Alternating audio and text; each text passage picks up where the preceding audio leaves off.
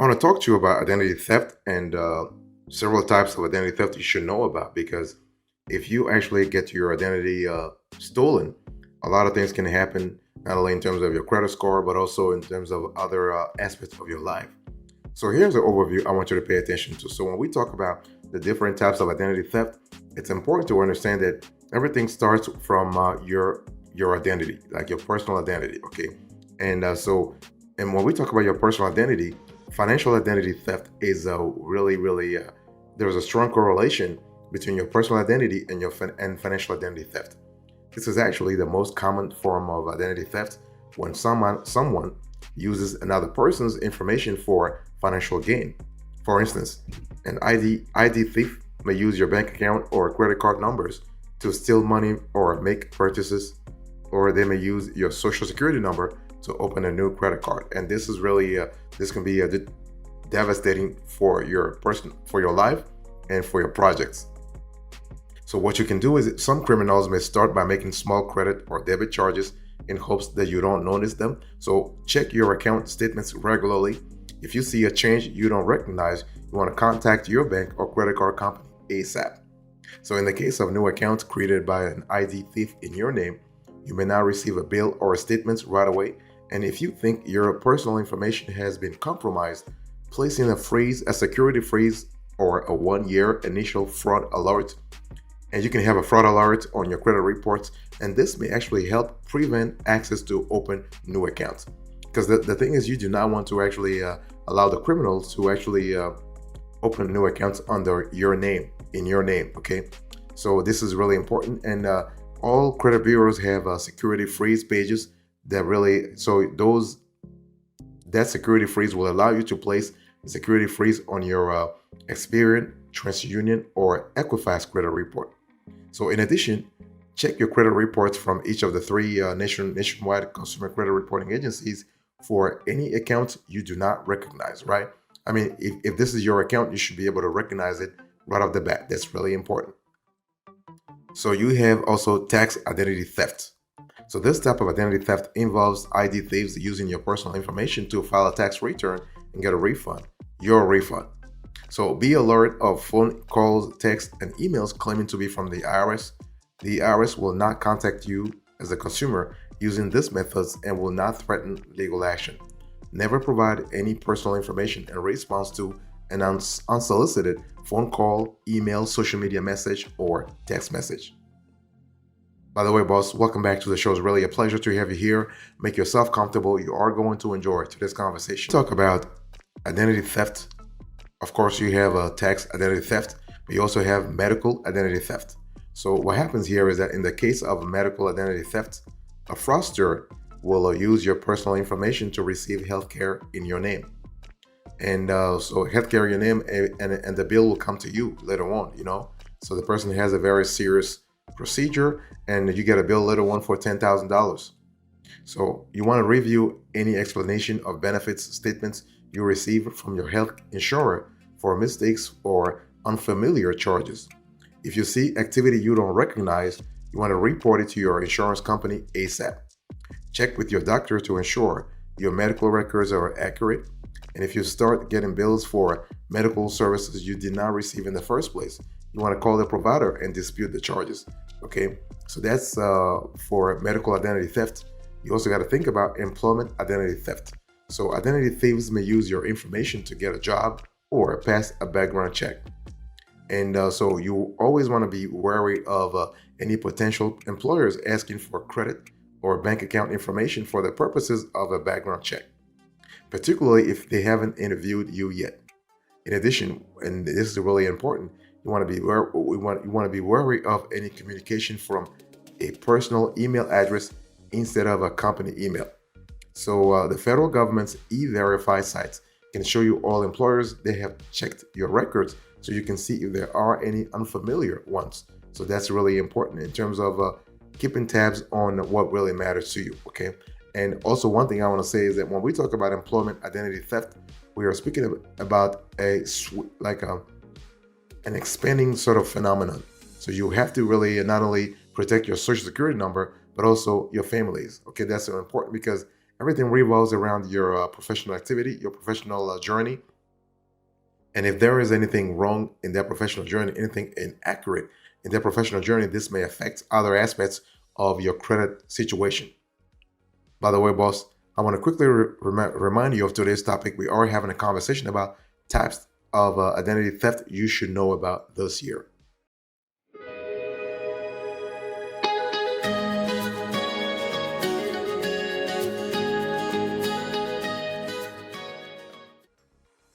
Next, you want to think about child identity theft. And the thing is, why? Because you might say, well, they don't have the ability to apply for a loan or credit card. Why should they be victims of a child identity theft? Well, the thing is, most children under 16, they don't have credit reports. So it's kind of possible for a fraudster to open credit accounts in their name undetected. And some victims of a child identity theft may not learn of the activity until they apply for student loans or a job later in life. So if you suspect child ID theft, you want to check with the three nationwide consumer credit reporting agencies to see if your child has a credit report. If they do, you can file an identity theft report with the FTC, the Federal Trade Commission, or take other actions such as placing a security freeze on your child's credit report or locking it. So that's totally possible, and you should be doing it. You also have a state identity theft. So this actually occurs when an ID thief uses the personal information of a deceased person to steal money or open accounts. And this is way more possible than you can really imagine. So what you want to do is you want to make sure all three nationwide consumer reporting agencies, they need to place a death notice on the deceased person's credit reports. So what will happen here is that if an ID thief is trying to really get a loan or credit card for that matter, the lender who checks the credit report will see that there is a death notice. So they will know right away this is a fraud because that person cannot be really up there. It's sort of applying for a loan or credit card. And one thing I want to say also is that when you have a relative, like after a relative's death, there are certain steps you need to really follow. And one of the most important element is to place a security freeze because you do not want a death to have like a deceased person to have liabilities and still carry liabilities even in after being pronounced dead. So very important to think about that.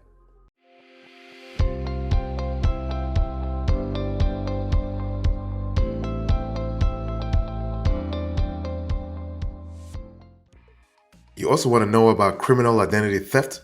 So all identity theft is criminal, that's for sure. But this particular type occurs when someone who has been arrested provides your personal information to law enforcement. And so you generally will not be able to detect criminal ID theft until consequences arise. For instance, a speeding ticket goes unpaid and a judge issues a bench warrant for your arrest. So you want to consider limiting the amount of personal information you share on social media, as you never know who might access it. If you are a victim of a criminal identity theft, you want to contact law enforcement immediately. You can find more information about criminal identity theft at the federal government's Identity Theft Resource Center. You also have another identity theft type of identity theft called synthetic identity theft. And so in synthetic identity theft, ID thieves create identities using fake or real information, or a combination of the two. For instance, identity thief might use a real social security number combined with the names that's not associated with that number. And children and deceased people can be especially vulnerable since their social security numbers typically are not actively used. And so to avoid that, you want to regularly check your credit reports as well as those belongings to seniors and, if applicable, your children. So you want to consider an identity monitoring service that scans the dark web for social security numbers that may have been accessed by criminals. You might also consider placing a security freeze on any credit reports connected to the individuals affected by the theft. So that will be really helpful. But the bottom line here is what? Whether you go with synthetic, you go with criminal identity theft, synthetic identity theft, a state identity theft, whether you go with child identity theft, employment identity theft, medical identity theft, tax identity theft, or financial identity theft, they all have a specific sort of correlation. In other words, your data is not properly secured, and you need to really find ways to start securing your data. And it's not about doing it like a couple of years from now, a couple of months from now. It's about doing it now. Boss, I want to quickly remind you of today's topic. We are having a conversation about types of identity theft you should know about this year.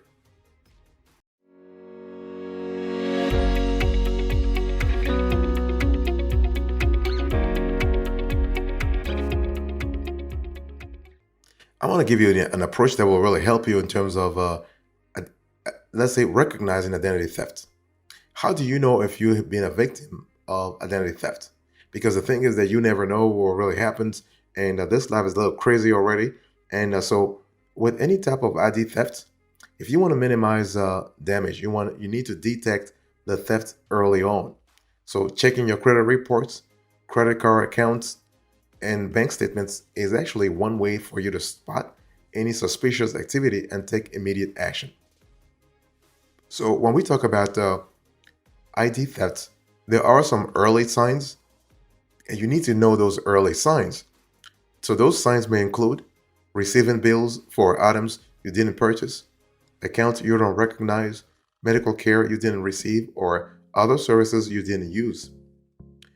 Or, for instance, finding unknown charges on your credit card or bank statements, receiving calls from collection agencies about debts that are unfamiliar to you. So, this is another possibility.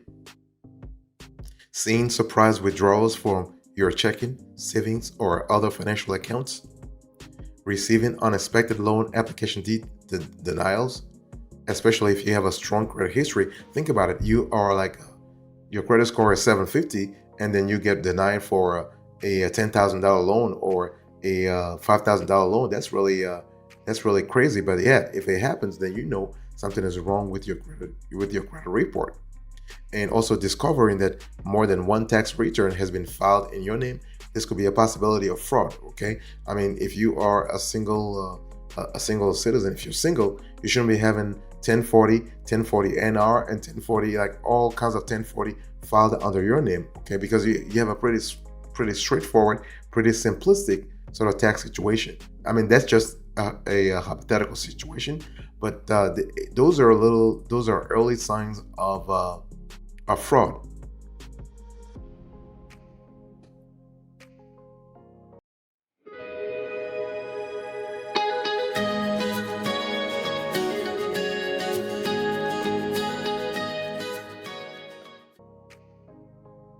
And if you are trying to better protect yourself against identity theft, yourself, but also your family, there are a couple of things you can do. You want to consider signing up for an ID theft protection program.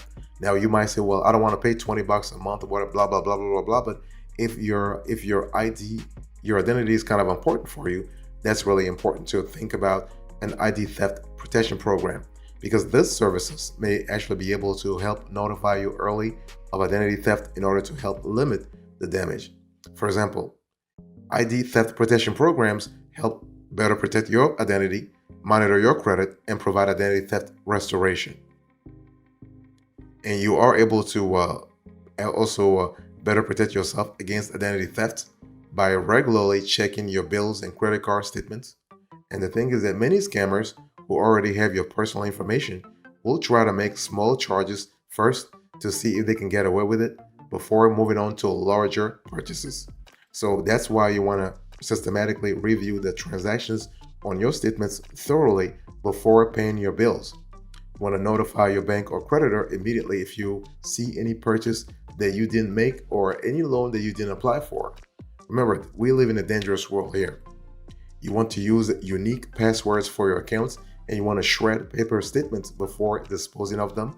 That way you are really not leaving a lot of paper trail.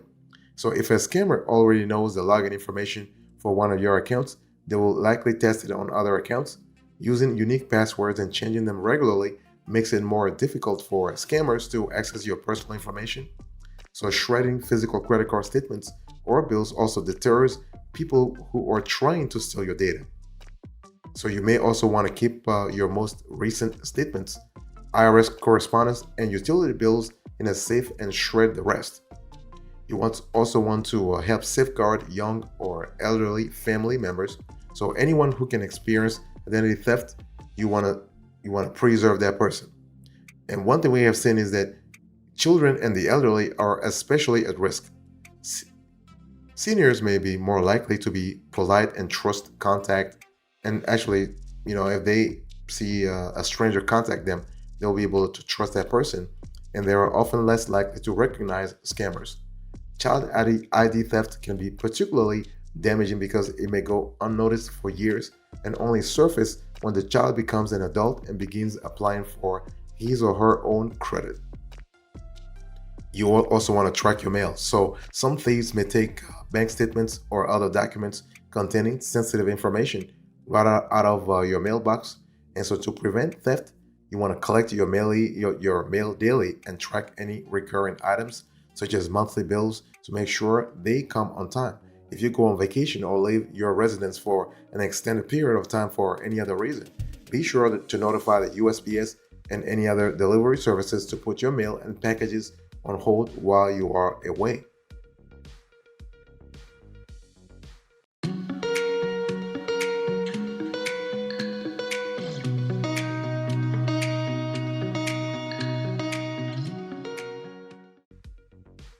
Now, before we close to this conversation, there is a possibility to report identity theft. So, if you suspect that you are a victim of identity theft, you want to report everything to the FTC right away. So, there is a website that is identitytheft.gov. So, www.identitytheft.gov, and so the website will actually walk you through the process of reporting your situation and how to get a recovery plan in place. You can also call the FTC at 877-438-4338. Additionally, you may want to consider reporting the identity theft to one of the three nationwide consumer reporting agencies. And for us, we think all three must know about your situation. They must know about your plight. So TransUnion, Equifax, and Experian should know about what happened to you. You can also contact them to place a fraud alert or freeze your credit reports. And the FTC recommends that you regularly get copies of your credit reports to make sure that no one has opened credit accounts with your personal information. And so it's important to really understand that ID theft occurs when a stranger gains access to your personal account information without your knowledge or consent. And so an ID thief may use your information to open lines of credit in your name or submit applications for things like employment, insurance coverage, or housing. And if left unchecked, identity theft could actually negatively impact your credit reports and credit scores, or make it difficult for you to reach personal financial goals. So it's really important to understand the different types of ID theft, how they occur, and what you can do to protect yourself and your personal information.